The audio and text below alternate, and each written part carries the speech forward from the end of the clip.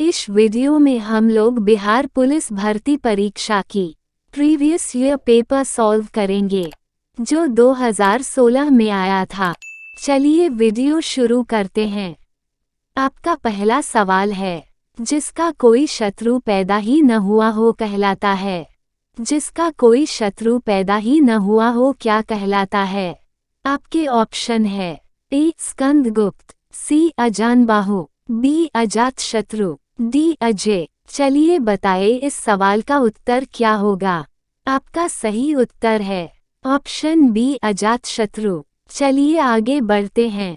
आपका दूसरा सवाल है, धन को व्यर्थ ही खर्च करने वाला होता है। धन को व्यर्थ ही खर्च करने वाला क्या होता है? आपके ऑप्शन है ए व्ययी, बी धनिक, सी मितव्ययी, डी अपव्ययी। बताइए इस सवाल का उत्तर क्या होगा। आपका सही उत्तर है ऑप्शन डी अपव्ययी। चलिए आगे बढ़ते हैं। आपका अगला सवाल है, जिसके हस्ताक्षर नीचे अंकित हैं। जिसके हस्ताक्षर नीचे अंकित उसे क्या कहेंगे हैं? आपके ऑप्शन है ए अधोहस्ताक्षर, बी हस्ताक्षरित, सी अधोहस्ताक्षरकर्ता, डी अनुमोदन। चलिए बताइए इस सवाल का उत्तर क्या होगा। आपका सही उत्तर है ऑप्शन सी अधोहस्ताक्षरकर्ता। चलिए आगे बढ़ते हैं। आपका अगला सवाल है, बरसात बिल्कुल न होना कहलाता है। बरसात बिल्कुल न होना क्या कहलाता है? आपके ऑप्शन है ए अनावृष्टि, बी अल्पवृष्टि, सी अनासृष्टि, डी अनावृष्टि। चलिए बताइए इस सवाल का उत्तर क्या होगा। आपका सही उत्तर है ऑप्शन डी अनावृष्टि। चलिए आगे बढ़ते हैं। आपका अगला सवाल है, निम्न विकल्पों में से तद्भव शब्द का चयन कीजिए। विकल्पों में से तद्भव शब्द का चयन कीजिए। आपके ऑप्शन है ए अंत्र, बी अंध्र, सी अंगुष्ठ, डी अंडी। चलिए बताइए इस सवाल का उत्तर क्या होगा। आपका सही उत्तर है ऑप्शन डी अंडी। आपका अगला सवाल है, बहती गंगा में हाथ धोना का सही अर्थ है। बहती गंगा में हाथ धोना का सही अर्थ क्या होगा? आपके ऑप्शन हैं ए चातुर्यवृत्ति से काम निकालना, बी अपना काम निकालना, सी पुण्य का कार्य करना, डी अवसर का लाभ उठाना। चलिए बताइए इस सवाल का उत्तर क्या होगा। आपका सही उत्तर है ऑप्शन डी अवसर का लाभ उठाना। चलिए आगे बढ़ते हैं। आपका अगला सवाल है, निम्नलिखित में कौन सा शब्द स्त्रीलिंग नहीं है? निम्नलिखित में कौन सा शब्द स्त्रीलिंग नहीं है? आपके ऑप्शन हैं ए सुबह, बी दोपहर, सी सांझ, डी दिन। चलिए बताइए इस सवाल का उत्तर क्या होगा। आपका सही उत्तर है ऑप्शन डी दिन। चलिए आगे बढ़ते हैं। आपका अगला सवाल है, निम्नलिखित में से कौन सा शब्द हंस का पर्यायवाची है? निम्नलिखित में से कौन सा शब्द हंस का पर्यायवाची है? आपके ऑप्शन हैं ए तुरंग, बी भुजंग, सी मराल, डी पंचवान। चलिए बताइए इस सवाल का उत्तर क्या होगा। आपका सही उत्तर है ऑप्शन बी भुजंग। चलिए आगे बढ़ते हैं। अब कुछ सवाल इंग्लिश के हैं। आपका अगला सवाल है, choose the word which is synonym of the word given in bold letters. Evoke का सनो क्या होगा? आपके ऑप्शन हैं A develop, B slow, C call forth, D remove. चलिए बताइए इस सवाल का उत्तर क्या होगा। आपका सही उत्तर है ऑप्शन सी कॉल फोर्थ। चलिए आगे बढ़ते हैं। आपका अगला सवाल है, choose the word which is antonym of the word given in bold letter. Inhale का एंटो क्या होगा? आपके ऑप्शन हैं A breathe, B respire, option C है सी एक्सलेंट, डी एक्सहेल। चलिए बताइए इस सवाल का उत्तर क्या होगा। आपका सही उत्तर है ऑप्शन डी एक्सहेल। चलिए आगे बढ़ते हैं। आपका अगला सवाल है, fill in the blanks with correct word. He is blind, his own fault. A to, C with, B of, D for। चलिए बताइए इस सवाल का उत्तर क्या होगा।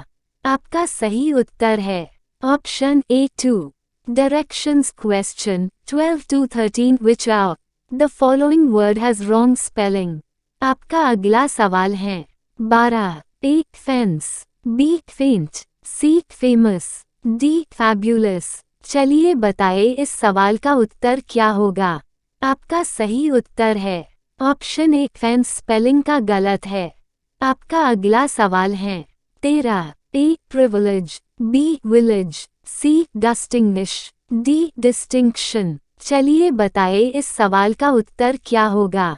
आपका सही उत्तर है ऑप्शन सी डिस्टिंग्विश स्पेलिंग का गलत है। Directions question 14 to 15 E of 3 following sentences is divided into 4 parts. One part has error, which is that part? आपका अगला सवाल है 14। People should not be a misguide from the politicians B who will do anything seek for their personal interest D। चलिए बताइए इस सवाल का उत्तर क्या होगा। आपका सही उत्तर है ऑप्शन बी में गलत है।